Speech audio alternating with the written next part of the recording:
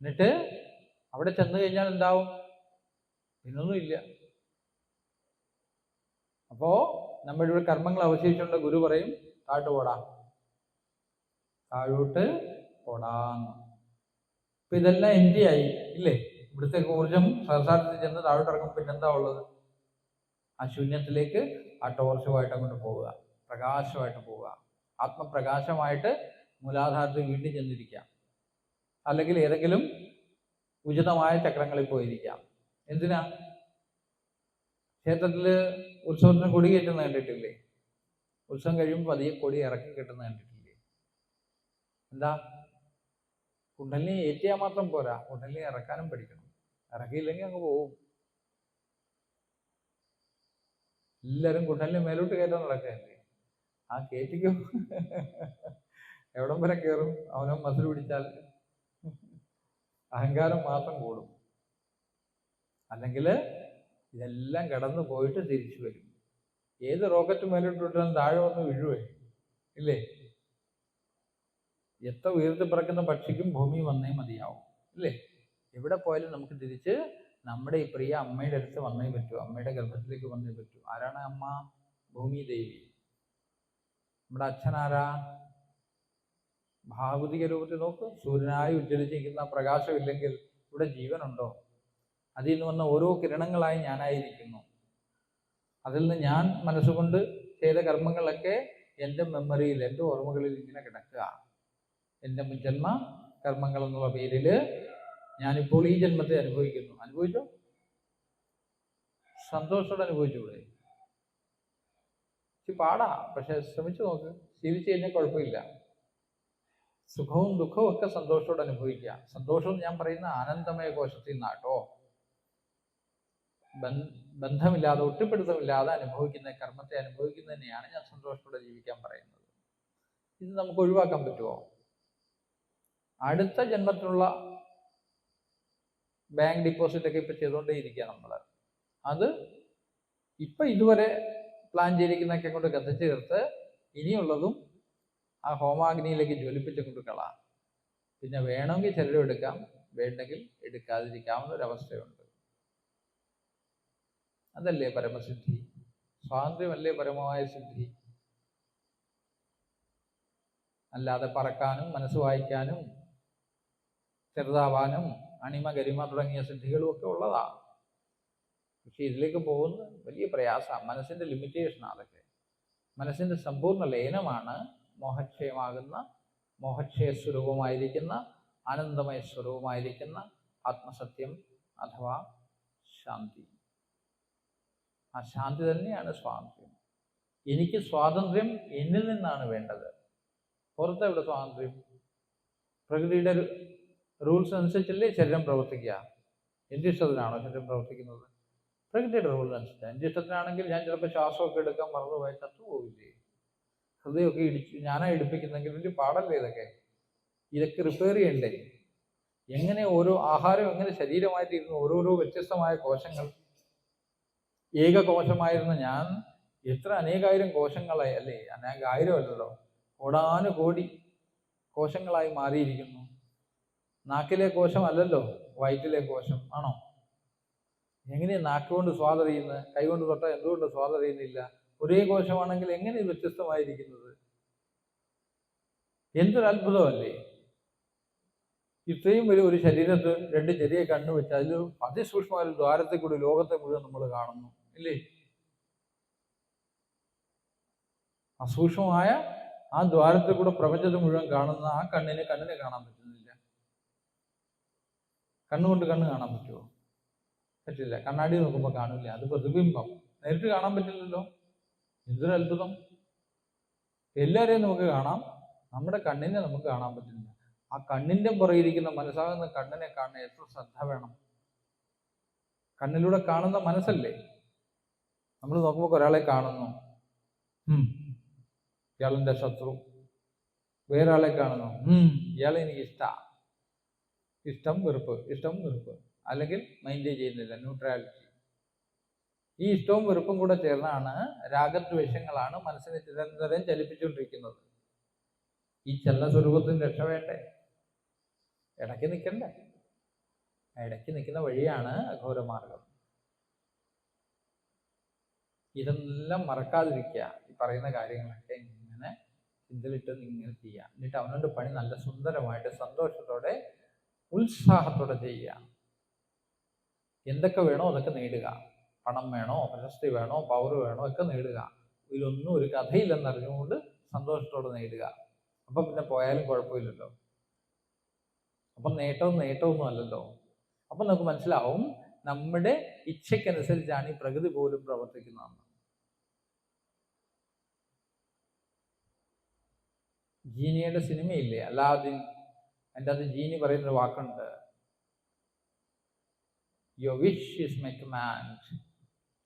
നിന്റെ ആജ്ഞയാണ് എനിക്കുള്ള ആദേശം. അതാണ് മനസ്സ്. സത്യത്തിൽ മനസ്സ് നമ്മുടെ ശക്തിയാണ്. നാം ആ മനസ്സിൻ്റെ നിശ്ചല തത്വമായ സാക്ഷിയാണ്. അതുകൊണ്ടാണ് ശിവോഹം, അഹം ശിവഹ, ഞാൻ ശിവതത്വമാണെന്ന് വീണ്ടും വീണ്ടും ഗുരുക്കന്മാര് നമ്മളെ ഓർമ്മപ്പെടുത്തുന്നത്. അതിൽ നിന്നുകൊണ്ട് മനസ്സിനെ നോക്കുക. മനസ്സ് ശക്തി സ്വരൂപിണിയാ, ശിവനേക്കാളും വലിയ തപസ്സിനെയാ, അത് മറക്കരുത്.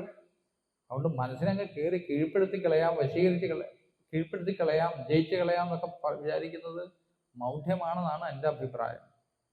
ശക്തിയെ ജയിക്കാൻ ശിവനാവോ? ശിവന്റെ കൺസോർട്ട്, ശിവന്റെ അർദ്ധാംഗിണിയല്ലേ ശക്തി. അങ്ങനെ ജയിക്കാൻ പറ്റുക? ജയം തോൽവി എന്നൊരു സംഭവം ഉണ്ടോ ഇവിടെ? വശത്താക്ക്, പ്രണയിക്ക്, പ്രേമിക്ക്, ആ മനസ്സിനെ വശത്താക്ക്. അത്ര എളുപ്പമാ. നമ്മളെ അനുസരിക്കുന്ന, നമ്മുടെ ഇച്ഛയ്ക്ക് പോകുന്ന മനസ്സ് എത്ര ശക്തമായിരിക്കും എന്നാലോചിച്ച് നോക്കി. ഏകാഗ്രമായ മനസ്സുകൊണ്ട് എന്താ നേടാൻ പറ്റാത്തത്? എന്താ നേടാൻ പറ്റാത്തത്? ഈ ലോകത്തെല്ലാം ഉള്ളതെല്ലാം സങ്കല്പമാണല്ലോ. ഊർജത്തിന്റെ സംഘടിത രൂപങ്ങളാണല്ലോ ദ്രവ്യങ്ങളായി കാണപ്പെടുന്നത്, അല്ലേ? മാറ്റർ എന്ന് പറയുന്നത് എന്താണ്? ഊർജത്തിന്റെ കംപ്രഷൻ എന്ന് വേണമെങ്കിൽ പറയാം, അല്ലേ? ആ ഭാവങ്ങളൊക്കെ എവിടെ നിന്നുണ്ടായി? അതിൻ്റെയൊക്കെ മഹത്തായ ഊർജം മനസ്സിൽ നിന്നുണ്ടായി. ഈ ഇൻവെൻഷൻസും ഈ ടെക്നോളജിയും ഈ ലോകത്ത് ചെയ്യുന്ന ഓരോ കാര്യങ്ങളും എവിടെ നിന്നുണ്ടായി? മനസ്സിൽ നിന്നുണ്ടായി, അല്ലേ? അപ്പൊ ഈ പ്രകൃതി മനസ്സിൽ നിന്നുണ്ടായതാണോ? ഈ ചെടിയും മരങ്ങളൊക്കെ മനസ്സിൽ നിന്നുണ്ടായതാണോ? ആണോ? ഡെസ്കും മേശയും മനസ്സിൽ നിന്നുണ്ടായതാന്ന് പറഞ്ഞാൽ മനസ്സിലാവില്ലേ? ചെടിയും മരമൊക്കെ മനസ്സിൽ നിന്നുണ്ടായതാണോ? ഈ പ്രകൃതി മനസ്സിൽ നിന്നുണ്ടായതാണോ? ഈ ചെടിയും കിളിയും പൂക്കളും ഒക്കെ മനസ്സിൽ നിന്നുണ്ടായതാണോ? ആണോ? ഇതെവിടെ നിന്നുണ്ടായി?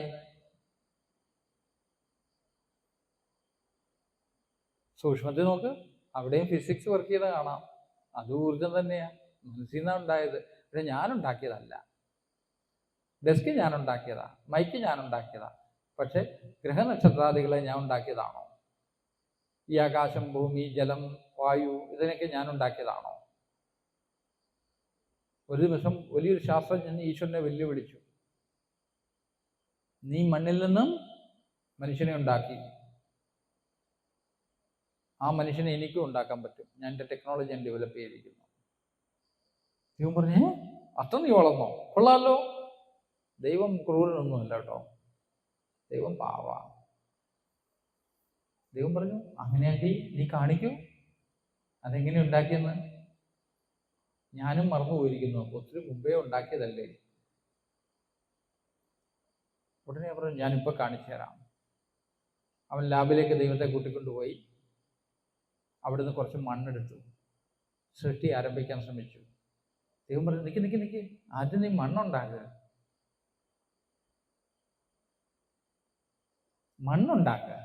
എന്നിട്ട് നീ ശ്വാസം ഊതിയാ മതി. മണ്ണുണ്ടാക്കാൻ പറ്റുമോ?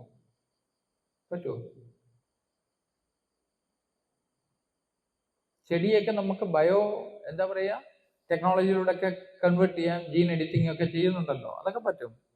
പക്ഷെ ജീവൻ സൃഷ്ടിക്കുന്നുണ്ടോ? ഇല്ല, ഇല്ലേ? ഇതാരുണ്ടാക്കി? അത് വിശ്വ മനസ്സുണ്ടാക്കി. നമ്മുടെ എല്ലാം കളക്റ്റീവായിട്ടുള്ള മനസ്സുണ്ടാക്കിയതാണ് ഈ വിശ്വപ്രകൃതി. അത് വിശ്വനാഥന്റെ സൃഷ്ടിയാണ്. വിശ്വനാഥന്റെ മായാസ്വരൂപിണിയാണ് പ്രകൃതി. ഇത് ഞാൻ ഉണ്ടാക്കിയതല്ലാണോ? ഇതിൽ നിന്നാണ് ഞാനുണ്ടായതല്ലേ, ഞാനെന്ന ശരീരം, ഞാനെന്ന മനസ്സ് ഇതിൽ നിന്നുണ്ടായതല്ലേ. അപ്പൊ ഇതിനെ നമ്മൾ എന്ത് വിളിക്കണം? അമ്മച്ചി അല്ലേ? നമ്മുടെ അമ്മയായി പ്രകൃതി. എന്തിനാ ഭയക്കുന്നത്? കാറ്റിനെയും കടലിനെയും ഇതിൻ്റെ ഓളങ്ങളെയൊക്കെ ശമിപ്പിക്കാൻ കഴിവുള്ളവനുണ്ട്. അവനെ അങ്ങോട്ട് അഭയം പ്രാപിക്കുക. ഈ മനസ്സാകുന്ന ഈ സാഗരത്തിൽ ഈ അലയടിക്കുന്ന ഭയങ്കരമായ ഓളങ്ങൾ, ഈ കൊടുങ്കാറ്റ്, ഈ ദുരിതങ്ങൾ, ഈ പ്രശ്നങ്ങൾ നമ്മളെ കൊണ്ട് കൂട്ടിയാൽ കൂടുവോ? എന്തിനാണ് നമ്മൾ ഇതിനു വേണ്ടി കഷ്ടപ്പെട്ട് ജീവിതം പാഴാക്കുന്നത്? ഞാൻ എൻ്റെ മനസ്സിനെ പിടിച്ചങ്ങോട്ട് ബലിഷ്ഠമാക്കി വശത്താക്കി ജയിച്ച് ഞാൻ കാണിച്ചു തരാം. ഒരു മഹാസിദ്ധൻ രാമകൃഷ്ണ പരമഹംസരൊക്കെ വന്നു. അഹങ്കാരം കൊണ്ട് നിറഞ്ഞിരിക്കുന്ന രൂപം. അങ്ങനെയാ പൊതുവിൽ സിദ്ധിയൊക്കെ നേടിയാൽ അഹങ്കാരം കൂടും. ഞാൻ നേടിയില്ലേ, ചുമ്മാ പറ്റില്ല. മനസ്സിൻ്റെ ലിമിറ്റേഷൻ ആ സിദ്ധികൾ. മനസ്സിനെ ലിമിറ്റ് ചെയ്യണം, ഫോക്കസ് ചെയ്യണം, കോൺസെൻട്രേറ്റ് ചെയ്യണം. അനേക വർഷങ്ങൾ വേണം സിദ്ധികൾ നേടിയെടുക്കാൻ. അപ്പോൾ സിദ്ധം പറഞ്ഞു, രാമകൃഷ്ണ നമുക്ക് നടന്നുകൊണ്ട് സംസാരിക്കാം. രാമകൃഷ്ണൻ പറഞ്ഞു ആവട്ടെ. നടന്നു ഹൂഗ്ലി നദിക്കരയിലെത്തി. ആ മഹാത്മാവ് പറഞ്ഞു, രാമകൃഷ്ണ നമുക്ക് നദിയിലൂടെ നടന്ന് സംസാരിക്കാം. രാമകൃഷ്ണൻ ചോദിച്ചു, നദിയിലൂടെ നടക്കുകയോ? ഞാൻ സിദ്ധി നേടിയിട്ടുണ്ട്, എനിക്ക് ജലത്തൂടെ ജലസ്തംഭനീ വിദ്യ അറിയാം, ഞാൻ നടന്ന് സംസാരിക്കാം. രാമകൃഷ്ണൻ പറഞ്ഞു, എനിക്ക് ആ സിദ്ധികളൊന്നുമില്ല, എനിക്കൊന്നും അറിയില്ല. ഓ അങ്ങനെയാണോ? കാരണം രാമകൃഷ്ണൻ മഹാഗുരുവാ. മഹാഗുരു എന്തൊന്നും അറിയില്ല, ഞാൻ അതിനേക്കാളും വലിയ വിദ്യ പഠിച്ചിട്ടാണ് വന്നിരിക്കുന്നത് അല്ലേ? അഹങ്കാരം ഉണ്ടാവും. രാമകൃഷ്ണൻ ചോദിച്ചു, കൊള്ളാമല്ലോ, അങ്ങീ വിദ്യ പഠിച്ചെടുത്തോ? രാമകൃഷ്ണ ഞാൻ അത് നേടിയെടുത്തു. ആവട്ടെ, എങ്ങനെയത് നേടിയത്? അത് വളരെ കഠിനമായിരുന്നു. അനേക വർഷങ്ങൾ, അനേക കാലം കൊടും തപസ് ചെയ്യേണ്ടി വന്നു. വലിയ ബുദ്ധിമുട്ടനുസരിച്ച് അനുഭവിച്ചു. പല സമയത്തും എനിക്കത് ഉപേക്ഷിച്ച് പോകാനൊക്കെ തോന്നിയിരുന്നു. എങ്കിലും ഞാൻ അതിനെ വിടാതെ പിന്തുടർന്നു. ഓഹോ, അങ്ങ് എത്ര വർഷം എടുത്തു? രാമകൃഷ്ണ അത് 20 വർഷക്കാലത്തെ കഠിന തപസ്സിന്റെ ഫലമാണ്. രാമകൃഷ്ണൻ പറഞ്ഞു, കഷ്ടം. 10 പൈസ കൊടുത്തിരുന്നെങ്കിൽ അടുത്തുള്ളക്കാരൻ അക്കരെ ഇറക്കുമായിരുന്നല്ലോ. 20 വർഷം അങ്ങ് വ്യർത്ഥമാക്കി കളഞ്ഞല്ലോ. ഈ കഥകളിൽ നിന്നൊക്കെ നമുക്ക് മനസ്സിലാക്കാനുള്ള സിദ്ധികളൊക്കെ നേടുക മോശമുള്ള കാര്യമൊന്നുമല്ല. പക്ഷെ അതിനുവേണ്ടി നമ്മൾ ജീവിതം പാഴാക്കണ്ട. നമ്മുടെ അമ്മച്ചിയല്ലേ പ്രകൃതി, നമുക്ക് വേണ്ടുന്ന കാര്യങ്ങളൊക്കെ അമ്മ ചെയ്തു തരില്ലേ? നമ്മുടെ അച്ഛനല്ലേ ഈ പരമേശ്വരൻ. നമ്മൾ അതിൻ്റെ അകത്ത് വെറും ആനന്ദ കുമ്പളുകളില്ലേ? സന്തോഷത്തോടെ നമുക്ക് ഇവിടെ ജീവിച്ചാൽ പോരെ? വിശ്വനാഥൻ പിതാവ് നമുക്കെല്ലാം, വിശ്വധാത്രി ചരാചര മാതാവും, അച്ഛനും പുനരമ്മയുമുണ്ടല്ലോ, ഭിക്ഷാന്നം നല്ലൊരു അന്നവുമുണ്ടല്ലോ, ഭക്ഷിച്ചിടുക തന്നെ പണിയുള്ളൂ. നല്ല സുഖമായിട്ട് ആഹാരം കഴിച്ചാൽ ഒന്നിട്ട് പണി ധർമ്മം ചെയ്യണം. അതിൽ നിന്ന് ഒളിച്ചോടാൻ പറ്റില്ല. പറ്റുമോ? ധർമ്മോ രക്ഷത രക്ഷിത. പണിയെടുക്കുന്നവനെ ആ സത്യസന്ധമായ പണിയെടുക്കൽ തന്നെ രക്ഷിച്ചോളൂ. വലിയ ധർമ്മത്തെ പറ്റി നമുക്കിപ്പോൾ ചിന്തിച്ചില്ലെങ്കിൽ നമ്മുടെ ജോലികൾ അന്നൊക്കെ സുഖമായിട്ട് ചെയ്യുക, സിസ്റ്റമാറ്റിക് ആയിട്ട് ജീവിക്കുക, സന്തോഷത്തോടെ ഇരിക്കുക, അവനുടെ കർമ്മങ്ങൾ ചെയ്യുക, മുന്നോട്ട് പോവുക. അവനെ ആ ധർമ്മം തന്നെ രക്ഷിച്ചോളും. പരമമായ ധർമ്മമായ പരമേശ്വരൻ തന്നെ അവൻ രക്ഷിച്ചോളും. പരമമായ ധർമ്മമായ പരമേശ്വരി അവനെ രക്ഷിച്ചോളും. ഇത്രയും നമുക്കറിയേണ്ടുള്ളൂ. അതിന് വേണ്ടുന്ന സാധനങ്ങൾ മാത്രം വശത്താക്കുക. ജീവിതം സന്തോഷകരമായി ആനന്ദകരമായി ജീവിക്കുക. ഇത്രയേ ഗുരുക്ക് പറയുവാനുള്ളൂ. ഇനി എന്തെങ്കിലും ചോദ്യങ്ങൾ ചോദിക്കാണ്ട് ചോദിക്കാം. അതിനുശേഷം ആ കൊച്ചു മിഠായി കൊണ്ട് വെച്ചിട്ടുണ്ട്, അത് തിന്നിട്ട് നമുക്ക് പോവാം. നമുക്ക് സുഖമായിട്ട് ഉറങ്ങാം.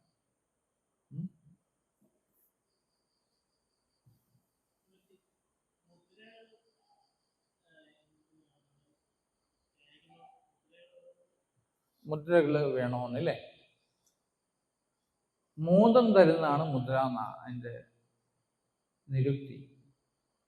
മോദം എന്ന് വെച്ചാൽ സന്തോഷം ഉണ്ടാകണം. സന്തോഷം വരുന്നുണ്ടോ? സന്തോഷം വരണമെങ്കിൽ സന്തോഷം ആദ്യം വേണം, എന്നാലേ സന്തോഷം വരൂ, എങ്കിലേ സന്തോഷം വർദ്ധിക്കൂ. അപ്പൊ മുദ്രകൾ ആവശ്യമാണെന്ന് ചോദിച്ചാൽ ഈ സർക്കുലേറ്റ് ചെയ്യുന്ന എനർജി ഇല്ലേ? ഇപ്പൊ ചിന്മുദ്ര നോക്കുക. ഈ ചൂണ്ടുവരലും തള്ളവരലും തൊട്ടില്ല എന്ന് പറഞ്ഞു വെക്കുക. തിരിച്ചും മറിച്ചുമൊക്കെ 2 പേര് പറയുന്നേ ഉള്ളൂ. ആ 2 അനുഭവങ്ങളാവുള്ള. തൊട്ടില്ല എന്ന് പറഞ്ഞു വെക്കുക. നമ്മുടെ ഇടാനാടിയും പിങ്കളാനാടിയും, അതായത് ഇടത് നോസിലും റൈറ്റ് നോസിലും ഒരുപോലെ ഒഴുകുമ്പോൾ സുഷുമ്ന ഉണരുമെന്ന് പറഞ്ഞല്ലോ. സുഷുമ്ന നാടി ഒഴുക്ക് വരുമ്പോൾ ഇതിൻ്റെ അകത്തുള്ള സ്പാർക്ക് അനുഭവിക്കാൻ പറ്റും. ഇതതിൻ്റെ ലക്ഷണം. മുദ്രയുടെ ശ്രദ്ധയോടിരിക്കുമ്പോൾ നമുക്കറിയാം കണക്റ്റഡ് ആയി. നമുക്ക് ശ്വാസത്തിലും അറിയാം ഇതിലും കണക്ട്, മനസ്സും സന്തോഷമായി. അതിനാ മുദ്രകൾ വേണ്ടത്. എങ്ങനെങ്കിലും ഒതുക്കി വെക്കണ്ടേ. അല്ലെ കൈ ഇങ്ങനെയും കാലിങ്ങനെയും വെച്ചുകൊണ്ട് ഓരോ തരത്തിൽ ഇരുന്ന് കഴിഞ്ഞാൽ ഒരു സിമിട്രി ഉണ്ടാവില്ലല്ലോ. അപ്പോൾ മുദ്ര സിമിട്രി കൂടെ ഉണ്ടാക്കാനാണ്. പിന്നെ ഓരോ മുദ്രയ്ക്കും പ്രത്യേക ലക്ഷണങ്ങളുണ്ട്. ഉദാഹരണം ഖേച്ചരി മുദ്ര, നാക്കിനെ വളച്ച് നീട്ടി നേസൽ ഓർഫസിലേക്ക് അകത്തൂടെ കൊണ്ട് കുത്തണം. കുത്തുമ്പോൾ എന്താവും? വിശുദ്ധ ആജ്ഞാക്കളോട് കണക്ഷൻ നേരിട്ടാവും. അപ്പോൾ മുദ്രകൾ ഇങ്ങനെ പല കാര്യങ്ങളും കഷ്ടപ്പെട്ട് ചെയ്യുന്നതിന് ബൈപ്പാസ് ചെയ്യാൻ ഉപയോഗിക്കാറുണ്ട്. ഇനി മൂലബന്ധമുദ്ര. മൂലബന്ധം വലിച്ചിട്ടു, വയറൊക്കെ അകത്തേക്ക് വലിച്ചു ധ്യാനം ഇട്ടു, ഊർജത്തിൻ്റെ പ്രഭാവം സ്വാഭാവികമായിട്ട് മേലോട്ടാവും. അല്ലെ വയറൊക്കെ തള്ളി ഊർജമൊക്കെ താഴോട്ടൂടെ മറ്റ് ദ്വാരങ്ങളിലൂടെ നഷ്ടപ്പെടും. അതിന് പകരം ഈ മുദ്രയിടുമ്പോൾ ഊർജത്തിൻ്റെ ഒഴുക്ക് ശരിയാവും. ഇങ്ങനെയുള്ള വിവിധ മുദ്രകൾ വിവിധ സമയങ്ങളിൽ യോഗത്തിൽ ഉപയോഗപ്പെടുത്താറുണ്ട്, തന്ത്രത്തിൽ ഉപയോഗപ്പെടുത്താറുണ്ട്. അതുപോലെ പൂജ ചെയ്യുമ്പോൾ നമ്മൾ വിരലുകളൊക്കെ ഇങ്ങനെയൊക്കെ വെക്കുന്ന കണ്ടിട്ടില്ലേ? ഇതൊക്കെ മുദ്രകൾ തന്നെയാണ്. ഇതൊക്കെ പലതരം മുദ്രകളാണ് ഉപയോഗിക്കുന്നത്. എന്തിനു വേണ്ടിയാണ് ഉപയോഗിക്കുന്നത്? ആ പൂജയിൽ ഓരോന്നിനും അല്ലെങ്കിൽ ശ്രദ്ധ തെറ്റിപ്പോവും. ആ ശ്രദ്ധയോടുകൂടി ഓരോന്നും ചെയ്യുമ്പോൾ നമുക്കതിന് അനുഭൂതി ഉണ്ടാകും. കാരണം ഓരോന്നും ഓരോ സങ്കല്പങ്ങളാണ്. ഇതെല്ലാം മനസ്സിൽ വിടരുകയാണ്. ഓരോ ദിവസവും ഓരോ പ്രാവശ്യവും ജപിക്കുമ്പോൾ അതിൻ്റെ പ്രാധാന്യം, അതിൻ്റെ സുഖം, അതിൻ്റെ സൗന്ദര്യമൊക്കെ വർദ്ധിച്ചു വരുന്ന കാണാം. അല്ലാതെ സ്റ്റേറ്റിക് അല്ല, ഇത് നിരന്തരം വികസിച്ചുകൊണ്ടിരിക്കുക. അപ്പോൾ മുദ്രകളൊക്കെ ഇതിൻ്റെ അതൊരു ഘടകങ്ങളായി വരും. പിന്നെ പറഞ്ഞല്ലോ പരമമായ മുദ്ര ഏതാ? ആകാശമുദ്ര. മനസ്സിലെ പ്രസന്നത തന്നെയാണ്. അപ്പം മനസ്സിങ്ങനെ തെളിഞ്ഞിരിക്കില്ലേ? സന്തോഷമായിരിക്കും. നോക്കിയേ, എവിടെങ്കിലും എന്തെങ്കിലും പ്രശ്നം, എന്ത് തെളിച്ചവാ, പ്രകാശമാനമായിരിക്കല്ലേ, ആത്മാവ് പ്രസന്നമായിരിക്കുന്നു. ഇങ്ങനെ ആത്മാവിനെ, ആത്മതത്വത്തെ വെച്ചുകൊണ്ടിരിക്കുന്ന നമ്മുടെ ധർമ്മമല്ലേ? ഇങ്ങനെ സന്തോഷിപ്പിക്കുകയൊന്നും ചെയ്യണ്ടേ? ഇല്ലേ? ജീവിതത്തിൽ എന്തെല്ലാം ക്ലേശങ്ങളുണ്ട്. പോയിട്ട് തിരിച്ചു പോവാം. പറമ്പിൽ പോയി പണിയെടുക്കുക, വീട്ടിനകത്ത് വരിക, പറമ്പിൽ പോയി പണിയെടുക്കുക, വീട്ടിൽ വരിക. അങ്ങനെ മാറിയും കയറി ഇങ്ങനെ ചെയ്ത് അങ്ങനെ ജീവൻ തീർന്നുള്ളൂ. ഇല്ലേ? ഈ വീട്ടിൽ വരിക എന്ന് ഞാൻ പറഞ്ഞത് സന്തോഷമായിട്ടിരിക്കുക, ശാന്തമായിരിക്കുക, അല്പം ധ്യാനം ഭാവത്തോട്ടിരിക്കുക, പിന്നെ പതുക്കെ പണിക്കിറങ്ങുക. അപ്പം നമ്മളവിടെ പകർന്നു കൊടുക്കുന്നതായിരിക്കും നമ്മുടെ സന്തോഷം. നമ്മളിൽ നിന്ന് നമ്മുടെ ചുറ്റും വ്യാപിക്കും. നമ്മളിൽ ദുഃഖമാണെങ്കിലോ നമ്മളിൽ നിന്ന് ദുഃഖം സർവ്വയിടത്തും വ്യാപിക്കും. നമ്മളിൽ സുഗന്ധമാണ്, സുഗന്ധം വ്യാപിക്കും. നമ്മളിൽ ദുർഗന്ധമാണെങ്കിൽ ആ ദുർഗന്ധം വ്യാപിക്കും. അതുപോലെ തന്നെ നമ്മുടെ ഊർജ മണ്ഡലത്തിൽ, ആഭാമണ്ഡലത്തിൽ, അതായത് ഓറയിൽ ഈ സന്തോഷം നിറഞ്ഞാൽ ചുറ്റും അത് തന്നെ പ്രവഹിക്കും. അതല്ലേ നമുക്ക് ചെയ്യാവുന്ന ഏറ്റവും നല്ല സാമൂഹ്യ സേവ, അല്ലേ? അല്ലാതെ നമ്മൾ ചെയ്യുന്നതൊക്കെ, ഒരാൾ പണം ചോദിച്ചു, പണം കൊടുത്തു, അയാൾ ഷാപ്പിൽ പോയി കള്ളു കുടിച്ചു. പാവം ആർക്ക് വന്നു? കുടിച്ചവന് വന്നോ കൊടുത്തവന് വന്നോ? പൈസ കൊടുത്തു, അയാൾ പോയി വിഷം മേടിച്ചു, വിഷം കഴിച്ചു, ആത്മഹത്യ ചെയ്തു. കൊടുത്തവന് വന്നോ? ആർക്കാ വന്ന്? അറിഞ്ഞുകൂടാ, അല്ലേ? ഇങ്ങനെയൊക്കെയായ ലോകത്തിൻ്റെ കർമ്മങ്ങൾ നമുക്ക് എന്ത് ചെയ്യാൻ പറ്റും? ഇവിടെ ശരിയും തെറ്റും ഒക്കെ ഉണ്ട്. ലോകത്തിന് അതിൻ്റെ ശരിയും തെറ്റും ഉണ്ട്. അതോരോ സമയത്തും മാറിക്കൊണ്ടിരിക്കും. ഇതൊക്കെ ആചാരാനുഷ്ഠാനങ്ങളല്ല ലോകത്തുള്ളത്. ഇതൊക്കെ മാറി മറിഞ്ഞുകൊണ്ടിരിക്കും. കാലത്തിനനുസരിച്ച് പരിഷ്കരിക്കേണ്ടതായി വരും. പക്ഷേ അഘോര തത്വങ്ങൾ കാലത്തിനനുസരിച്ച് പരിഷ്കരണത്തിന് ആവശ്യമില്ല. കാരണം ഇത് സനാതന സത്യങ്ങളാണ്. എക്കാലത്തും ഏതു തലത്തിലും മാനുഷിക മൂല്യങ്ങളുമായി, പുറമേയുള്ള മൂല്യങ്ങളല്ല, ആന്തരിക മൂല്യങ്ങളുമായിട്ട് ബന്ധപ്പെട്ടിരിക്കണം. ധർമ്മം, ശ്രദ്ധ, സത്യം, അഹിംസ തുടങ്ങിയ തത്വങ്ങൾ ഇതിൻ്റെയൊക്കെ യഥാർത്ഥ അർത്ഥത്തിലേക്ക് പതിയെ കിടക്കുമ്പോൾ സനാതന സത്യങ്ങളെപ്പറ്റി നമുക്ക് ബോധ്യമുണ്ടായി വരും. അപ്പം നമ്മൾ ചെയ്യുന്ന കർമ്മങ്ങളൊക്കെ സത്കർമ്മങ്ങളായി മാറും. യദ്യത് കർമ്മ കരോമി തത്തദഖിലം ശംഭോ തവാരാധനം. ഈശ്വര പൂജയായി മാറും ഓരോന്നും. അപ്പോൾ നമ്മുടെ ജീവിതത്തെ നയിക്കുന്ന ആരായിരിക്കും? ആ ഈശ്വരനാണെന്ന് നമുക്ക് പതിയെ ബോധ്യമാകും. നമുക്ക് സംശയങ്ങളൊക്കെ ഒഴിയും. ആ സംശയങ്ങളൊക്കെ ഒഴിഞ്ഞ് പ്രസന്നമായ മനസ്സ് തന്നെ ഈശ്വരനാണ്. ആ മനസ്സ് പ്രശാന്തയിലേക്ക് ലയിച്ച് ആ പരമ കൃപയാൽ ആ പരമേശ്വരിലേക്ക് ലയിച്ചില്ലാണ്ടായി തീർന്നുകൊള്ളും. അത് തന്നെ നിർവാണ തത്വം. മോക്ഷം. മുതകൾ അതിനേക്കുള്ളൊരു ഭാഗം, ഒരു അഭ്യാസ ഭാഗം എന്ന് വെച്ചുകൊള്ളുക. ഇനി എന്തെങ്കിലും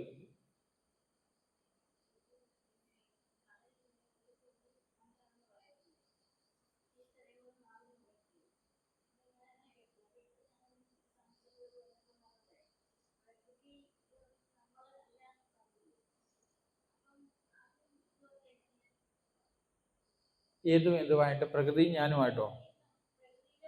എനിക്ക് ഉച്ചത്തിൽ ശരിക്കും കേൾക്കാൻ പറ്റി, കാറ്റടിക്കുന്നോണ്ടേ. അല്ല, അവിടെ ഇരുന്നോ, കുഴപ്പമില്ല, ഒച്ചത്തിൽ പറഞ്ഞാൽ മതി. ഇല്ല, മൈക്കൊണ്ടത് കാര്യം റെക്കോർഡ് ചെയ്യാന്ന്. ഒരു കടലില് ഒരു തുള്ളി നമ്മളാണെന്ന് തിരിച്ചറിയുന്ന, കടലിൽ നമ്മളാണ്, ആ തുള്ളി നമ്മൾ തിരിച്ചറിയുന്ന സമയം നമുക്കെല്ലാം കിട്ടുമെന്ന് പറയുമല്ലോ. അപ്പൊ അതുപോലെ ഇപ്പം ഗുരു പറഞ്ഞു, പ്രകൃതിയിലെ സൃഷ്ടികളൊന്നും നമ്മളുമായിട്ട് ബന്ധം ഇല്ലാന്നില്ലേ, നമ്മളല്ലാന്ന്. അപ്പൊ അതെങ്ങനെയാ അത് തമ്മില്? അത് തുള്ളിയുടെ കഥ ഇപ്പൊ പറഞ്ഞില്ലേ, നമുക്കെല്ലാം കിട്ടും. ഇത് മനസ്സിന്റെ ഒരു കളിയാ. എന്ത് കിട്ടാനാ? ഒരു തുള്ളി സമുദ്രത്തിൽ വീണു, എന്ത് പറ്റി ആ തുള്ളിക്ക്?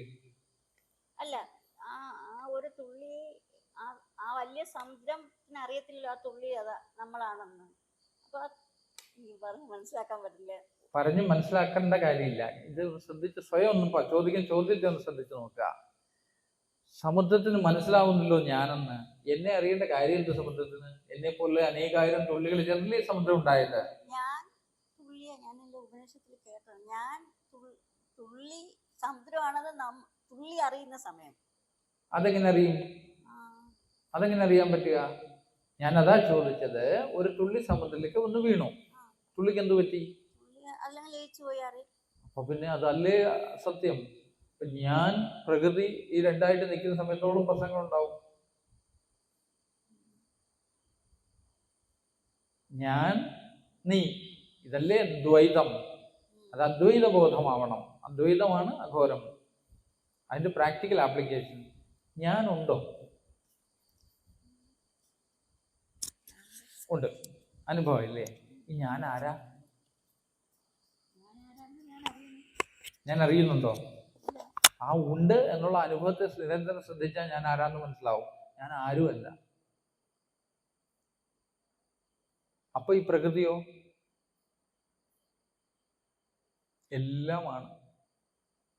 ഈ പ്രകൃതിയായി കാണപ്പെടുന്നതൊക്കെ മനസ്സാ, സമുദ്രമായത്. ഞാൻ ആരുമല്ലായിരിക്കുന്ന അവസ്ഥയിൽ ഇവളെ മനസ്സിലാവും. അത് മനസ്സിലാക്കുക എന്ന് പറയില്ല, അപരോക്ഷാനുഭൂതി എന്ന് പറയും. ഞാൻ ആരുമല്ലാതാവുമ്പോൾ ഈ ചുറ്റും നിൽക്കുന്ന മുഴുവൻ ഈശ്വരനാണെന്ന് മനസ്സിലാവും. അപ്പൊ ഞാനാരാ? ഞാൻ ആരുമല്ല. ഞാൻ ഈശ്വരൻ എന്ന് പറയുന്നു അഹങ്കാരമല്ലേ? പക്ഷെ വാക്കുകൾ ഉപയോഗിക്കാൻ നമുക്ക് അങ്ങനല്ലേ പറയാൻ പറ്റുമോ? ഞാനായിരിക്കുന്ന നിശ്ചലത്വം ഈശ്വരനാണെന്ന് പറഞ്ഞാലും നിശ്ചലമാകുമ്പോ പിന്നെ ഈശ്വരനാണെന്ന് പറയാൻ പറ്റുമോ? ഈ തുള്ളി സമുദ്രത്തിൽ ലയിച്ച പിന്നെ തുള്ളി ഉണ്ടെന്ന് തുള്ളിക്കറിയാവോ? അവിടെ ഞാനുണ്ടെന്ന് പോലും ഞാൻ അറിയില്ല. അതാണ് തുരീയാതീതാവസ്ഥ. തുരീയം സാക്ഷിയായി നിൽക്കുമെങ്കിൽ തുരീയാദിത്യത്തിന് സാക്ഷി പോലും ഇല്ല. പൂർണ്ണ ഈശ്വരാവസ്ഥ. ആ പൂർണ്ണത്തിനറിയാവോ പൂർണ്ണം ഉണ്ടെന്ന്? പൂർണ്ണത്തിന് അറിയാൻ പറ്റില്ല. പൂർണ്ണം വെച്ചാൽ എന്താ? സമ്പൂർണത. അതിനെ മുറിക്കാൻ പറ്റുമോ? ആ പൂർണ്ണത്തിൽ ലയിക്കാതിരിക്കുന്ന മാറി നിൽക്കുന്ന കുമളയ്ക്കൊരസ്തിത്വം ഇല്ലേ സമുദ്രത്തില്? കുമളയ്ക്ക് സമുദ്രത്തിൽ അസ്തിത്വം ഇല്ലേ? കുമള എന്ന് പറഞ്ഞാൽ സമുദ്രത്തിൽ തിരയും പതയും കുമളയൊക്കെ ആയിട്ട് പൊങ്ങി വരത്തില്ലേ? അതിന് അസ്തിത്വം ഇല്ലേ? ഉണ്ടല്ലോ കുമള.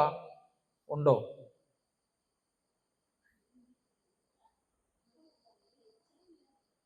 കുമള പൊട്ടിയാൽ സമുദ്രം, കുമളച്ചിരുന്ന കുമള. ആ കുമളയാ നമ്മൾ ഓരോരുത്തരും. ഇത്രേ ഉള്ളൂ. കാറ്റ് കയറിയിരിക്കും, കാറ്റിറങ്ങിപ്പോയാൽ തീർന്നു എന്ന് ഞാൻ രാവിലെ പറഞ്ഞത് അതുകൊണ്ടാ. ഈ കുമളയായിട്ട് കിടന്ന് അഹങ്കരിക്കുന്നേ.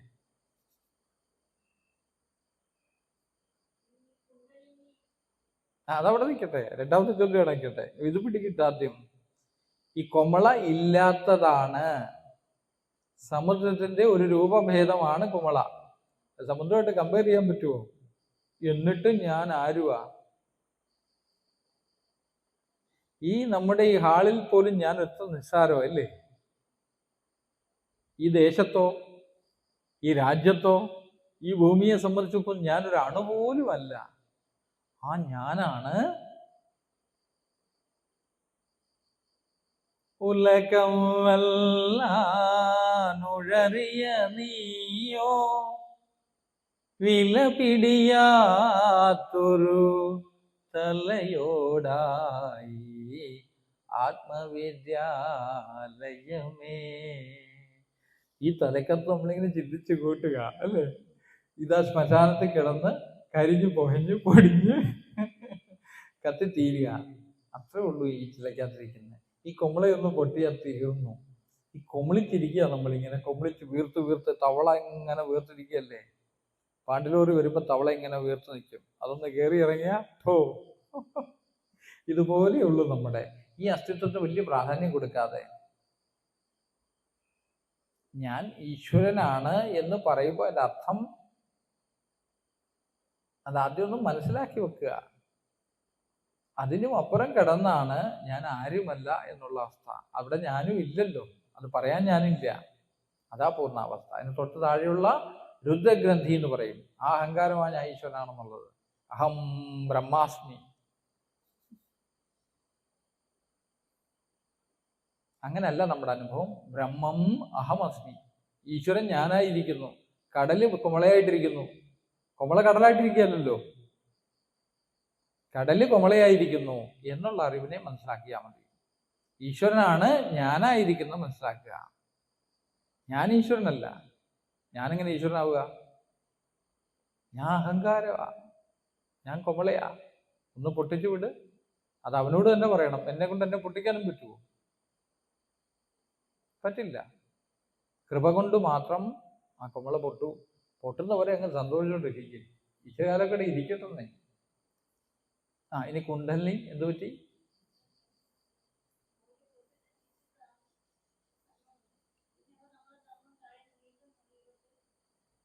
ഇല്ല, അത് മേളിൽ പോയി കഴിഞ്ഞാൽ കർമ്മം ഇല്ലാണ്ടാവില്ലേ? പിന്നെ താഴോട്ട് വരുന്ന കുണ്ടലിനി അല്ല, ബോധമാണ്. കുണ്ടലിനി അഹങ്കാര സ്വരൂപമായിട്ട് പൂർണ്ണ മനസ്സ് പരാശക്തി സ്വരൂപമായിട്ട് മൂലത്തിൽ ഉറങ്ങിക്കിടക്കുന്നു. 3.5 ചുറ്റായി ശിവലിംഗത്തെ വലം വെച്ച് ഇരുണ്ട രൂപത്തിൽ അവള് ആലസ്യത്തിലാണ് കിടക്കുന്നത്. അത് അൺകോൺഷ്യസ് മൈൻഡ് എന്ന് പറയും. അബോധ മനസ്സ്.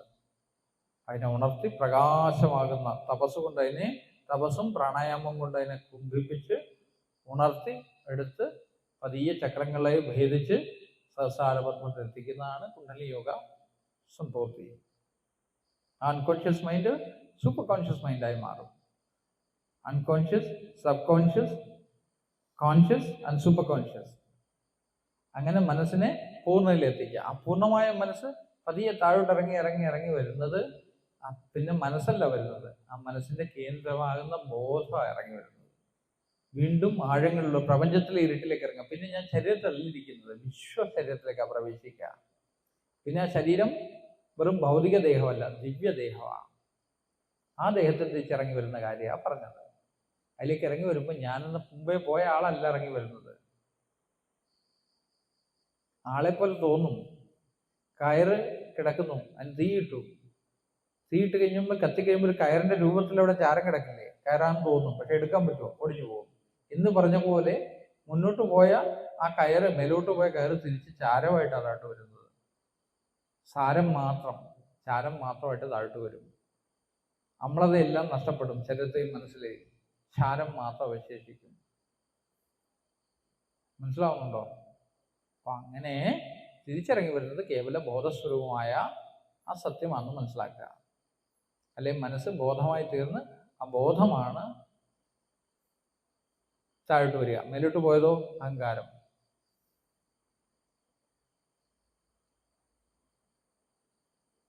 താഴോട്ട് വന്നതോ നിരഹങ്കാരത്വം.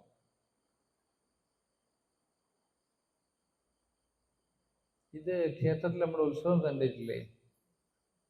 ഉത്സവത്തിന് കൊടിയേറ്റി ഉത്സവം തുടങ്ങി, നാട് പൊട്ടുന്ന നാടെല്ലാം ചെയ്കൊട്ടുന്ന രീതിയിൽ മൈക്കും ഒക്കെ കാലത്ത് വെച്ച്, അല്ലെങ്കിൽ ചെണ്ടയും പഞ്ചവാദ്യങ്ങളും ഒക്കെ ആയിട്ട് മേളങ്ങളും, അതിനൊപ്പം തന്നെ ക്ഷേത്രത്തിലെ അനുഷ്ഠാന കർമ്മങ്ങളും ഒക്കെ ഇങ്ങനെ നടക്കുന്നു. ഇതെല്ലാം ശരീരത്തിൽ നടക്കുക. ശരീരത്തിൽ ആ ഉത്സവം നടക്കുന്നില്ലേ? മനസ്സുകൊണ്ട് ആ ഉത്സവം നടത്തുന്നത്. മനസ്സാകുന്ന ആ ശക്തി ചാലനം ആ ശരീരത്തിൽ സംഭവിക്കുന്നു. അതിലൂടെ പതുക്കെ പതുക്കെ ഈ ബഹളങ്ങളും ഭക്ഷണങ്ങളും ഒക്കെ ആറാട്ട് നടക്കുന്നു. ആറാട്ട് കഴിഞ്ഞ് കൊടി ഇറക്കുന്നു ഇല്ലേ? ആറാട്ട് എവിടെ നടന്നത്? സഹസ്രാരപത്മത്തില് കലശമൊക്കെ ഒഴിച്ച് ആറാടി ആ നാടും ദേഹദേശം ബാഹ്യദേശം, ഇങ്ങനെ രണ്ട് ദേശങ്ങളെ പറ്റി പറയും. ദേഹദേശം എന്ന് വെച്ചാൽ നമ്മുടെ ശരീരം തന്നെ, ബാഹ്യദേശം എന്ന് വെച്ചാൽ ഈ പ്രപഞ്ചം, പ്രകൃതി. ദേഹദേശത്ത് നടക്കുന്ന ഉത്സവത്തിൽ എല്ലാം കൊണ്ട് അവസാനം എന്താ പറയുക, ആ ആറാട്ട് കഴിഞ്ഞ് സ്നാനമൊക്കെ കഴിഞ്ഞ് നാടൊക്കെ കണ്ട് അതൊക്കെ കൊടിയിറങ്ങുക, കുണ്ടലിനി ഇറങ്ങുക. ഇറങ്ങുമ്പോൾ എന്താ സംഭവിക്കുന്നത്? ഉത്സവം കഴിഞ്ഞാൽ പിന്നെന്താ? കുറെ വർണ്ണക്കടലാസും കുറെ ചിന്തിക്കടകളും ശബ്ദങ്ങളും ഇല്ല, മൈക്കും ഇല്ല, ബഹളവും ഇല്ല, ആരവില്ല, ഒന്നുമില്ല. ഉണ്ടോ? ഉത്സവം കഴിഞ്ഞു. പക്ഷെ ഭയങ്കര ശാന്തിയാ. ഉത്സവപ്പുറപ്പല്ല ആളും അരങ്ങൊക്കെ ഒഴിഞ്ഞ് എല്ലാം മാറിയ പോലെ ശാന്തി അല്ലേ? ആ ശാന്തി അനുഭവിക്കുക, അത് സത്യവും. ബാക്കിയൊക്കെ തോന്നിയതാണ്. കുണ്ടലിനി ഉണർന്നെന്നും ഉയർന്നെന്നും നടന്നെന്നും ഒക്കെ തോന്നിയത് മനസ്സിന്റെ സ്റ്റേറ്റസ് ആണ്, ഒരു സ്റ്റേറ്റ് ഓഫ് കോൺഷ്യസ്നെസ് ആണ്. അത് പതുക്കെ പതുക്കെ പതുക്കെ അപ്രത്യക്ഷമാവും, എല്ലാം ഇല്ലാണ്ടാവും. ഒന്നും ഇല്ലാണ്ടാവുമ്പോൾ ശിവനാവും. Shiva is nobody. പിന്നെ ആരെ? എവരിത്തിങ് പ്രകൃതി. പ്രകൃതി ഇരിക്കുമ്പോഴെല്ലാം ഉണ്ട്. നമുക്ക് കോൺട്രഡിക്ഷൻ വേണ്ട. അതുകൊണ്ടാണ് പറഞ്ഞത് പ്രകൃതി നമ്മുടെ അമ്മയും ബോധം നമ്മുടെ അച്ഛനുമാണെന്ന്, ശാന്തി നമ്മുടെ അച്ഛനുമാണ്. അപ്പം ഞാൻ അവൻ്റെ അതിനകത്തുണ്ടായ കുമള, കുമളയുടെ പേര് ആനന്ദക്കുമള. നമ്മളെല്ലാം ആനന്ദക്കുമളകളാണ്. ഇപ്പം തൽക്കാലം ഫോട്ടോയൊന്നും വേണ്ട. ഇപ്പം നമുക്കിവിടെ ഇങ്ങനെ ഉരുണ്ട് കളിക്കാം അല്ലേ? അങ്ങോട്ടും ഇങ്ങോട്ടും ഊതി ഊതി പറത്തി ഒരു കമള ഊതി ഇങ്ങനെ പറത്തി പൊക്കുക, സഹായിക്കുക അല്ലേ? നമ്മൾ കുമളയുടെ കുടുംബമാണ്. മറ്റേ ഇതിനകത്ത് മുക്കിയിട്ട് ഇങ്ങനെ പിടിക്കുമ്പോൾ പൂന്ന് കാറ്റടിക്കുമ്പോൾ ഇങ്ങനെ കുമളകൾ പറന്നു പോകുമ്പോൾ നമ്മളെല്ലാം ഇങ്ങനെ പറന്ന് നടക്കുക. ഒരു ദിവസം പൊട്ടുമ്പോൾ തീരുമ്പോൾ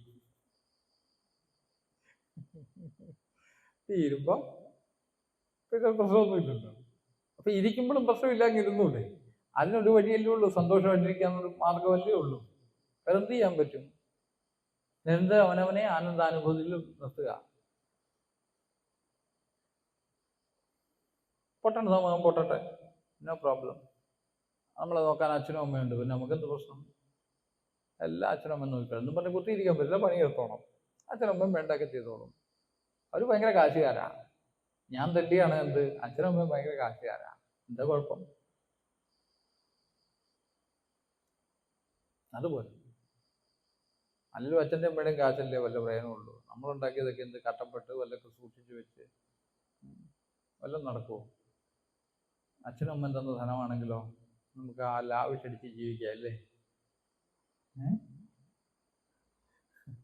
നമ്മുടെ കാശ് EMI കടത്തി കഴിയുമ്പോൾ മിച്ചമൊന്നും കാണത്തില്ല. മക്കളെയൊക്കെ വിദേശത്ത് വിടും, അവസാനം മക്കൾ അവിടെ സെറ്റിലാവും. അച്ഛനും കഷ്ടപ്പെട്ട് ഇവിടെ ഒരു വീടുണ്ടാക്കും, മക്കളും അവിടെ പോയൊരു വീടുണ്ടാക്കും. എന്ത് കഥ? അച്ഛൻ ചാവുമ്പോഴും മക്കൾക്ക് വരാൻ പറ്റില്ല, കാരണം ജോലി തിരക്ക്. അച്ഛൻ സുഖമായിട്ട് ജീവിച്ച് കുടുംബം നോക്കി മക്കളെ വളർത്തി പഠിപ്പിച്ചു. അവിടെ നേടിയത് ഇവിടെ നേടിയതൊക്കെ നോക്കി ആകെ മൊത്തം കണക്ക് ഒരുപോലെ. പിന്നെ ഇതിൻ്റെ മാർക്കറ്റ് വാല്യൂ മാത്രമേ ഉള്ളൂ അല്ലേ? US മേടിച്ച വീടും ഇന്ത്യ മേടിച്ച വീടും ഒരുപോലെ അല്ലല്ലോ മാർക്കറ്റ് വാല്യൂ. സ്ക്വയർ ഫീറ്റ് ഒക്കെ തുല്യാന്ന് പറഞ്ഞാലും ശരിയാവില്ല. ഇതെല്ലാം ഒരു തോന്നൽ മാത്രമല്ലേ, വെറും തോന്നിപ്പിക്കല്ലേ അല്ലേ? ഒരു കളിയും കളിപ്പീരും ഒക്കെ അല്ലേ ഇതെല്ലാം? ഈ ബ്രാൻഡും വാല്യൂവും ലോകവും അതും ഇതുമൊക്കെ. ഇതൊന്നും നമുക്ക് യുദ്ധമൊന്നും ചെയ്യണ്ട, നമുക്ക് സമയമൊന്നുമില്ല. Just leave. പക്ഷെ ഇതൊക്കെ ഉണ്ട് എന്നുള്ള യാഥാർത്ഥ്യത്തെ നമ്മൾ അംഗീകരിച്ചല്ലേ പറ്റൂ.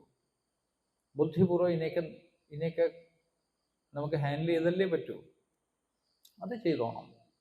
അതിൻ്റെ അകത്ത് നമ്മളെ മാന്ത്രമൊന്നും പാടില്ല. ബുദ്ധിയും യുക്തിയും ഒക്കെ ലോകത്ത് ഉപയോഗിച്ചോ, പക്ഷെ ആത്മത്തിൽ ഉപയോഗിക്കരുത്. ആത്മത്തിൽ ബുദ്ധിക്കും യുക്തിക്കും ഒരു സ്ഥാനമില്ല. തുടക്കത്തിൽ യുക്തി വേണം, പിന്നെ വേണ്ടത് ബുദ്ധിയും യുക്തിയും ഒന്നും അല്ല വേണ്ടത്. എന്താ വേണ്ടത്? ഭക്തി അഥവാ പ്രേമം. ഈശ്വരൻ പ്രേമമാകുന്നു. എല്ലാത്തിനും അങ്ങോട്ട് പ്രണയിക്കുക. ഈ ചെടികളെയും മരത്തെയും ഞാൻ പറഞ്ഞില്ലേ, സ്വയം പ്രണയിക്കുക. സ്വയം പ്രണയിച്ചവനല്ലേ ചുറ്റുമുള്ളതിനെ പ്രണയിക്കാൻ പറ്റും. നമ്മളല്ലെങ്കിൽ പ്രേമദാഹികളാവും. രക്തദാഹികളായ ഡ്രാക്കുളയെ പോലെ പ്രേമദാഹികളിലേക്ക് നടക്കുക. എന്നെ ഇഷ്ടപ്പെടണം, എന്നെ അംഗീകരിക്കണം, എന്നെ നോക്കണം. ആര് നോക്കാനാ? സ്വയം നോക്കുന്നില്ല, പിന്നെ നമ്മളെ ആര് നോക്കാനാ? സ്വയം നോക്കുന്നവർ ആരും നോക്കിയില്ലെങ്കിൽ കുഴപ്പമൊന്നുമില്ല, ഈശ്വരൻ നോക്കിക്കോളും. ആ ഒരു ഉറപ്പ് വന്നാൽ മതി. നമുക്കെല്ലാവരും നമ്മളെ അംഗീകരിക്കണം, നമ്മളെ ഇഷ്ടപ്പെടണം. നമുക്കതിനുള്ള യോഗ്യതയുണ്ടോ? നമ്മളിൽ പ്രേമം ഉണ്ടെന്നാൽ നമുക്ക് ആരുടെയും പ്രേമത്തിന് ആവശ്യമില്ല. കാരണം നമ്മുടെ ഹൃദയം പ്രേമം കൊണ്ട് പറഞ്ഞാൽ ചുറ്റും പ്രേമം മാത്രമേ നമ്മൾ കാണൂ. നമ്മുടെ ഹൃദയം മുഴുവൻ വരണ്ടു പോയത് കൊണ്ടാണ് നമുക്ക് മറ്റാരെങ്കിലും നമ്മളെ പ്രേമിക്കണമെന്ന് ആഗ്രഹം തന്നെ ഉണ്ടാവുന്നത്. നമുക്ക് നമ്മളെ തന്നെ അംഗീകാരമില്ലാത്തതുകൊണ്ടാണ് നമ്മളെ മറ്റുള്ളവർ അംഗീകരിക്കണമെന്ന് നമ്മൾ ആഗ്രഹിക്കുന്നത്. അതുകൊണ്ട് ദയവ് ചെയ്ത് സ്വയം പ്രേമിക്കൂ. ചുറ്റുമുള്ള മനുഷ്യനെ പ്രേമിക്കാൻ ഇച്ചിരി പാടാണ്. ചെടിയെ മരത്തേക്ക് പ്രേമിക്കാൻ എളുപ്പമാണ്. അത് നിങ്ങളൊന്നും തിരിച്ച് റെസ്പോണ്ട് ചെയ്യുന്നില്ലല്ലോ. റെസ്പോണ്ട് ചെയ്യുന്നുണ്ട്, സൂക്ഷിച്ചു നോക്കുക. അവരിങ്ങോട്ട് പ്രേമം ഒഴുക്കും. ഈ പ്രപഞ്ചത്തെ സകല സാധനങ്ങളും പ്രേമദാഹിയാണ്. ഈശ്വരൻ തന്നെ പറയുന്നത് എന്താ? ഭഗവാൻ ഭക്തദാസനാന്ന് പറയും. എന്താണ്? ഭഗവാൻ പ്രേമത്തെ കൊതിക്കുന്നു. ഭഗവാന് പ്രേമമില്ലാത്തതുകൊണ്ടല്ല, ഭക്തന് പ്രേമം ഉണ്ടായാൽ ഭഗവാൻ അതിനെ എളുപ്പം വലിച്ചെടുക്കാൻ പറ്റും, ഭഗവത് സ്വരൂപമാക്കാൻ പറ്റും. നമ്മൾ ഭക്തി ഉണരാത്ത കാലത്തോളം ഏത് ജ്ഞാനവും ഏത് സാധനയും ഏത് മുദ്രയും ഏത് മാങ്ങാത്തൊലിയും ഒരു ഗുണവും ചെയ്യാൻ പോകുന്നില്ല. ഭക്തി പ്രേമം സ്വാഭാവികതയാണ്. അതിനെ ഉണർത്തുക, വളർത്തുക. അപ്പോൾ ആനന്ദം ഉണ്ടാവും. അച്ഛനായ ശാന്തിയെ നമുക്ക് കാണാൻ പറ്റും. അമ്മയായ പ്രേമത്തെ ഉണർത്തിയെടുക്കുക. അപ്പം നമ്മൾ ആനന്ദക്കൂട്ടന്മാരായും ആനന്ദാമിൽ അടിച്ചുപൊളിച്ച് ജീവിക്കുക. എവിടെ പോയാലും എവിടെല്ലാം ഓരോ ആനന്ദാം ഉണ്ടാക്കും. നമുക്ക് ചുറ്റും പ്രകൃതി ഇങ്ങനൊരു സെറ്റപ്പ് ഉണ്ടാക്കി വെക്കും. നമ്മൾ തന്നെയല്ലേ നമ്മൾ പ്രൊജക്റ്റ് ചെയ്യുന്നത്. അതുകൊണ്ട് നമുക്ക് ആദ്യം ചെടികളെയും മരങ്ങളെയും കിളികളെയൊക്കെ പ്രേമിച്ച് പഠിക്കാം. മീനുകളെയൊക്കെ നമുക്ക് രാവിലെ ആഹാരമൊക്കെ ഇട്ട് കൊടുക്കുക. അതുങ്ങളൊക്കെ ചാടിയത് സന്തോഷത്തോടാണ്, അല്ലേ? ആ ചെടിയും മരങ്ങളൊക്കെ പൂത്തൊലഞ്ഞ് നിൽക്കുന്നു, സുഗന്ധം പരത്തുന്നു. നോക്കി മണ്ണിനെ പ്രണയിച്ചേ. കാരണം മണ്ണിലേക്ക് ഇതൊക്കെ നിലനിൽക്കുമോ? മണ്ണിലേക്ക് ചെരുപ്പൊക്കെ ഇടാൻ നടന്ന് പുല്ലിനെയൊക്കെ കാലുകൊണ്ടൊന്ന് തൊട്ടേ. എപ്പോഴും ഫ്ലാറ്റിലും മുറിക്കകത്തും ടൈൽഡ് മുറികളിലും ഒക്കെ താമസിക്കും. നമുക്ക് ചാണകം മെഴുക തറയൊന്നുമില്ലല്ലോ. നമുക്ക് പതുക്കെ പറമ്പിലേക്ക് ഇറങ്ങി, പറമ്പിലൊക്കെ ചെരുപ്പിട്ടുണ്ടാക്കരുത്, പെരക്കകത്ത് ചെരുപ്പിട്ടുണ്ടാക്കണം. അപ്പം അങ്ങനെയാ. കാരണം ടൈൽ തറകളും സിമെന്റ് തറകളും ഒക്കെ നമ്മുടെ ഊർജ്ജത്തെ വലിച്ചെടുക്കും, മുട്ടുവേദന ഉണ്ടാവും. ശ്രദ്ധിച്ചിട്ടുണ്ടോ? അറിയാം. അതുകൊണ്ട് ഞാൻ അകത്തെല്ലാം പറയും, സ്ഥിരമായിട്ട് നിൽക്കുന്നവരെല്ലാം ചെരുപ്പിട്ട് നടക്കാൻ. കാരണം അങ്ങനെയായിപ്പോയി. പറമ്പിൽ ചെരുപ്പിടാൻ നടക്കുക. കാലിലും കല്ലും മണ്ണും ഒക്കെ കുത്തട്ടെ, പതുക്കെ കാലിലൊക്കെ ബലം ഉണ്ടാവട്ടെ. അകത്തുള്ള ഓരോ മർമ്മസ്ഥാനങ്ങളും ഉണരും. ഓരോ ഞരമ്പുകളും സ്വാഭാവികമായിട്ട് പ്രകൃതി തന്നെ ഉണർത്തിയെടുക്കും. പിന്നെ മണ്ണിനോട് പ്രേമം ഉണ്ടാവട്ടെ. അപ്പോൾ ചെടിയെയും മരത്തെയും കിളികളെയൊക്കെ പ്രണയിക്കണമെങ്കിൽ ആദ്യം ആത്മപ്രേമം ഉണ്ടാവണമെന്ന് ഞാൻ പറഞ്ഞു. അത് എളുപ്പമല്ല, ആണോ? അതിനാണ് നമ്മൾ ഈശ്വരനെ പ്രണയിക്കുന്നത്. നമ്മുടെ അപ്പനെ അഘോരരുദ്ര വൈദ്യനാഥ മഹാദേവനെ നമ്മൾ പ്രണയിച്ചു തുടങ്ങുമ്പോൾ അച്ഛനെ പ്രണയിക്കുന്നു. അച്ഛനെ പുഷ്പങ്ങൾ, ധൂപം, ദീപമൊക്കെ നമ്മൾ അർപ്പിക്കുന്നു. അച്ഛനെ ഗുരുവായി കണ്ട് ബഹുമാനിക്കുന്നു, നമസ്കരിക്കുന്നു. അച്ഛൻ്റെ പാദങ്ങളെ നമ്മൾ വണങ്ങുന്നു. അരൂപിയായ അവന് പാദങ്ങളില്ലല്ലോ, പാദകങ്ങളെ ഉള്ളൂ. അതുകൊണ്ട് പാദകങ്ങളെ നമ്മൾ വണങ്ങുന്നു. അവന് വേണ്ടിയുള്ള പൂജയും ആരാധനയും ഒക്കെ ചെയ്യുന്നതിന് വേണ്ടി നമ്മുടെ ഹൃദയത്തിൽ ആ പ്രേമം ഉദിക്കുവാൻ വേണ്ടിയാണ് നമ്മൾ ഇതൊക്കെ ചെയ്യുന്നത്. ഈശ്വരപൂജ ആത്മപൂജ തന്നെയാണ്. അങ്ങനെ ചെയ്യുന്ന പൂജ കൊണ്ട് നമ്മുടെ ഹൃദയത്തിൽ ആ പ്രേമം ഉണർന്നു വരുമ്പോൾ നമ്മൾ അതെല്ലാം മറ്റുള്ളവരായിട്ട് ഷെയർ ചെയ്യണം. മനുഷ്യനുമായിട്ട് അത്ര എളുപ്പമല്ലാത്തതുകൊണ്ട് ആദ്യം ചെടിയും മരങ്ങളും കിളികളും ഒക്കെ ഷെയർ ചെയ്യാൻ ഞാൻ പറഞ്ഞത്. പതുക്കെ നമ്മുടെ ഇഷ്ടർക്ക് നമ്മൾ പ്രേമം പകർന്നു കൊടുക്കുക. സന്തോഷത്തോടെ നോക്കിയാൽ മതി, ഒന്ന് സന്തോഷത്തോടെ പുഞ്ചിരിച്ചാൽ മതി. അവിടെ നിന്ന് നമ്മളുള്ള ആനന്ദം ഒഴുകും. നമ്മളിൽ നിന്ന് ആനന്ദം ഒഴുകിയാൽ അവരിൽ നിന്ന് തിരിച്ച് ആനന്ദം ഒഴുകാൻ തുടങ്ങും. അപ്പം നമുക്ക് ആവശ്യമില്ല, കാരണം നമ്മുടെ ഉള്ളിലുണ്ടല്ലോ. അങ്ങനെ പതുക്കെ നമ്മൾ മിത്രങ്ങളെയും ബന്ധുക്കളെയും പ്രണയിച്ച് പതുക്കെ ശത്രുക്കളെയും പ്രണയിക്കണം. കാരണം എന്താ? ശത്രു ഈശ്വരനല്ലേ. ശത്രുക്കളല്ലേ നമുക്ക് ബലം തരുന്നത്. അവരല്ലേ നമ്മളിപ്പോഴും നമ്മൾ ജീവിച്ചിരിക്കാന്ന് ഓർമ്മിപ്പിക്കുന്നത് തന്നെ ശത്രുക്കളായില്ലേ. ജീവിതം ഒരു സംഘർഷപൂർണ്ണമാണെന്ന് നമ്മളെ ഓർമ്മിപ്പിക്കുന്ന അവർ നമ്മളെ ട്രെയിൻ ചെയ്തുകൊണ്ടിരിക്കുക. ബന്ധുക്കൾ പതുക്കെ നമ്മളെ നശിപ്പിക്കുകയും ശത്രുക്കൾ പതുക്കെ നമ്മളെ ബിൽഡ് ചെയ്യുകയും ചെയ്യുക. അതിനെ അനുവദിക്കണം. അതുകൊണ്ട് ശത്രുക്കളെയും ഈശ്വര സ്വരൂപമായിട്ട് കാണുക. കൂടുതലും ശക്തരായ ഈശ്വരൂപങ്ങളായിട്ട് കാണുക. നമ്മളെ ചലിപ്പിക്കാൻ കഴിവുള്ളവരെല്ലാം ഈശ്വരനായിട്ട് കാണണം. പ്രത്യേകിച്ചും കാരണം നമ്മുടെ ഭാര്യയും ഭർത്താവും ഒക്കെ നമ്മളെ വളരെ എളുപ്പം ചലിപ്പിക്കാൻ പറ്റും. അതൊക്കെ ഈശ്വരന്റെ ഉദാത്ത രൂപങ്ങളാണ് എന്നൊന്നും മറക്കണ്ട.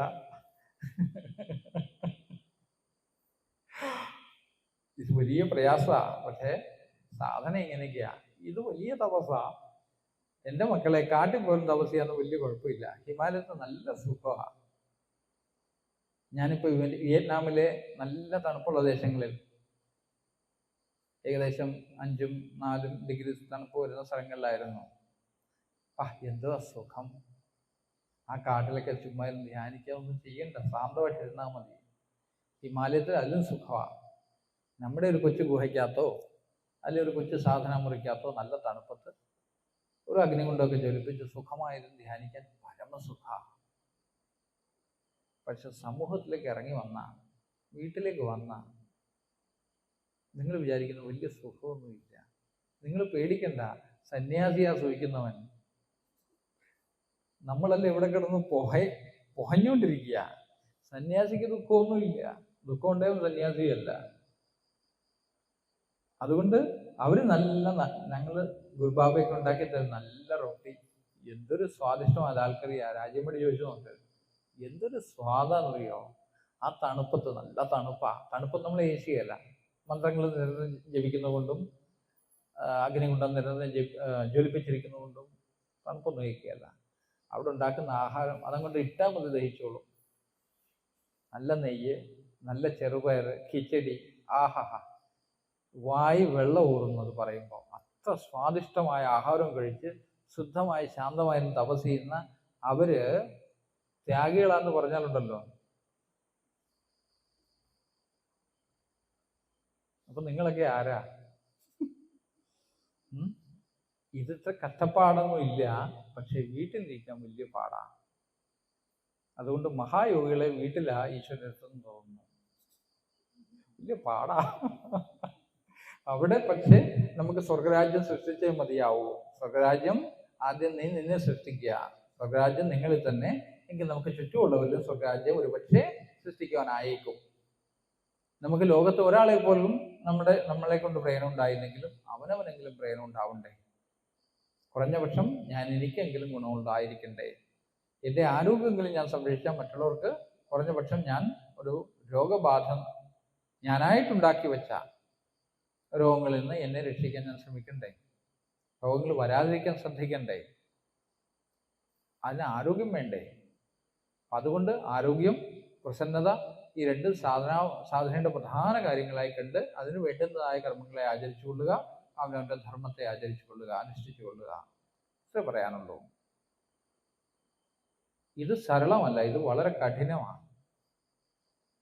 പക്ഷെ ശീലിച്ചു തുടങ്ങിയാൽ മനസ്സിലാകും ഇതാ ഏറ്റവും സുഖം. നമ്മുടെ തലയിരിക്കുന്ന ഭാരമൊക്കെ അത്താണിയാവുന്ന ഈശ്വരനിലേക്ക് ഇറക്കി വെച്ചാൽ സുഖമാണ്. ഏതായാലും ഈശ്വരൻ നമ്മളെ ചുമന്നുകൊണ്ടിരിക്കുക. എന്തിനാ തലയെ ഭാരം വെച്ചിരിക്കുന്നത്? അതുകൊണ്ട് ഇറക്കി മൂലത്ത് വെക്ക്. അതാ തലയിൽ കയറിയിട്ട് താഴോട്ടിറങ്ങുന്നത്. മനസ്സിലായോ? അല്ലെ പിന്നെയും തലയെ വെച്ചോണ്ടിരിക്കും. ഞാൻ ഈശ്വരനാ, ഞാനങ്ങ് രക്ഷിച്ചേക്കാം, ഞാൻ ലോകം മുഴുവൻ ശരിയാക്കിയേക്കാം എന്നൊക്കെ തോന്നും.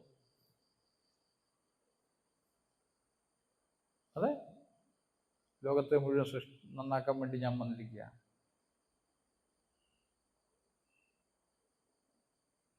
അപ്പോൾ അതുകൊണ്ടാ ഈശ്വരാവതാരങ്ങൾ പറഞ്ഞത്, ഞാൻ പാപികൾക്കായി വന്നതാണ്, പുണ്യാന്മാർക്കായി അല്ല. മനസ്സിലായോ? എന്താ കാരണം?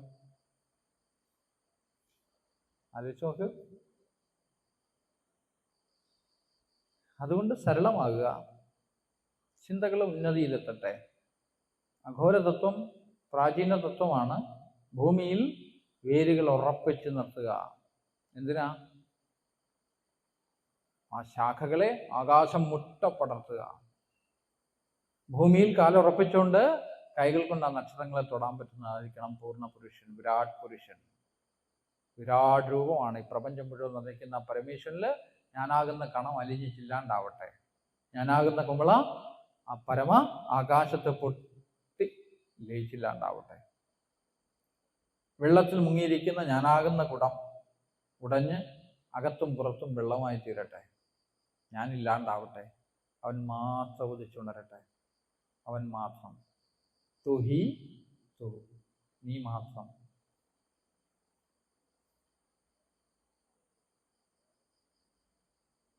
റാം.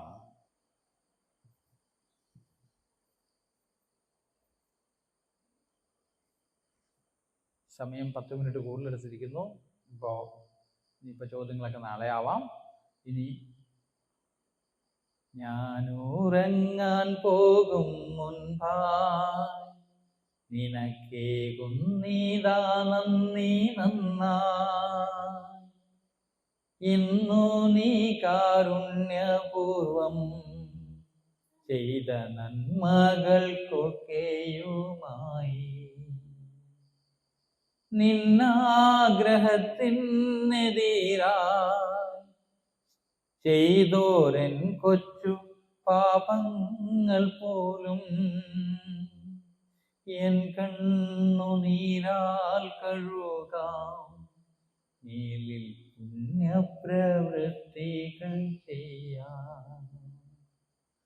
ഞാനുറങ്ങിടുമ്പോഴെല്ലാം എനിക്കാനന്ദ നിദ്ര തരേണം. രാത്രി മുഴുവനുമെന്നെ നോക്കി കാത്തു രക്ഷിക്കുക വേണം. ഞാനുറങ്ങാൻ പോകും മുൻപായി നിനക്കേകുന്നിതാ നന്ദി നന്നായി.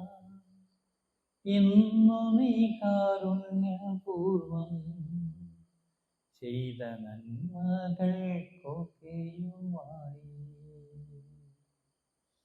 Price the lord. Hari Om തത്സത്. ഓം ഓം ഓം. ഹര ഹര മഹാദേവ്.